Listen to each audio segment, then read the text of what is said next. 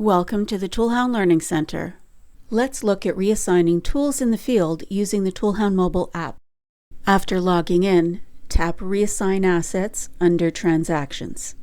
Darla is leaving site and handing her inventory to Robbie. We set up the return transaction, selecting the transaction type and return status, and we enter Darla's ID. We have nothing else to record for the return transaction, so we'll tap on the Issued To tab.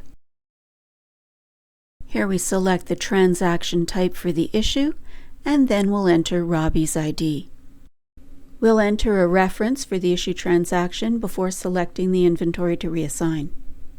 Tap Cart. Since it's easier to work from a list than scan each item, tap the magnifying glass to the right of item ID.